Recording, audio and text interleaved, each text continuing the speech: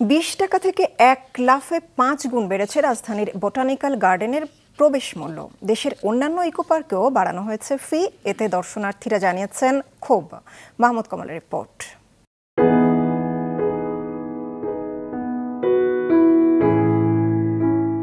ইট পাথরের উঁচু দালানের ভিড়ে নির্মল সবুজ এক রাজ্য। এক কথায় বলা যায় রাজধানী ঢাকার ফুসফুস 210 একরের এই জাতীয় উদ্ভিদ উদ্যান। যারা একটু নিরিবিলি প্রাকৃতিক পরিবেশে কিছুটা ভালো সময় কাটাতে চান তারাই ছুটে যান সেখানে। বিকালবেলা নর্মালি আমরা আসতাম, বিকালবেলা একটু ঠান্ডা পরিবেশ এখানে থাকে আর মানুষ একটু থাকে, তো একটু আড্ডা দেওয়া হয় আর কি। ঢাকা শহরের মতো একটা জায়গায় এটা থাকা তো মানে অকল্পনীয় একটা বিষয়। তার মধ্যে এটা আছে, এটা আমাদের একটা ব্লেসিং টাইপের। এতদিন মাত্র 20 টাকায় বাগানে ঢোকা গেলেও আজ থেকে সেজন্য গুনতে হবে 100 টাকা করে।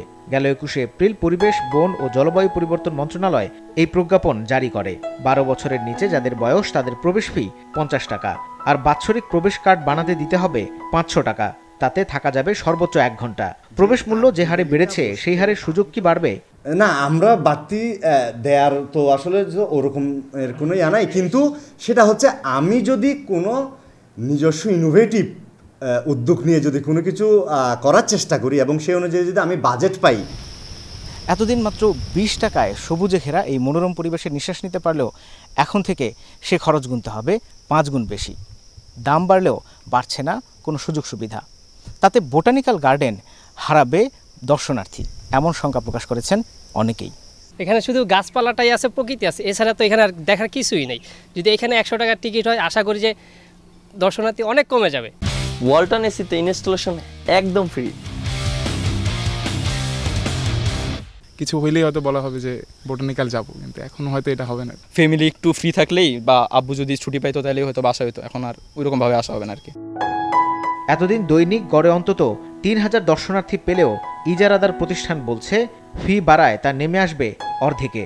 গত বছর আমরা 20 টাকা চালাইছি, আমাদের প্রায় 42 লক্ষ টাকা লস হয়েছে।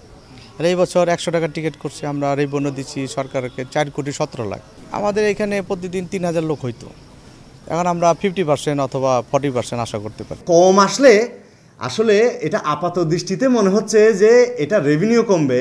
ঢাকা শহরের টোটাল যে বন্য প্রাণী তারা বেঁচে থাকার জন্য এটা কি সবচেয়ে বড় হ্যাবিটেট তাদের জন্য আশ্রয়স্থল হিসেবে কাজ করছে না, তাদের পছন্দ জায়গা হিসেবে কাজ করছে না? তাহলে ওই জিনিসটাকে একটা ইকোসিস্টেম সার্ভিস আমরা নিতে পারি। পরিচালক জানালেন মূলত আয় বাড়ানো এবং বাগানের প্রাকৃতিক পরিবেশের ভারসাম্য বজায় রাখতেই এমন সিদ্ধান্ত। তবে বোটানিক্যাল গার্ডেন ইজারাদার পেলেও বলধা গার্ডেনের ইজারা নিতে চাচ্ছে না কেউ। প্রকৃতি সেবাটাকে কি অর্থনৈতিকভাবে মূল্যায়ন করা যায়?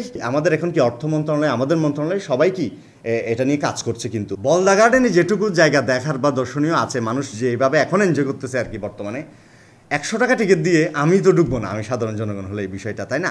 এবং এটার প্রতিফলনও ঘটেছে।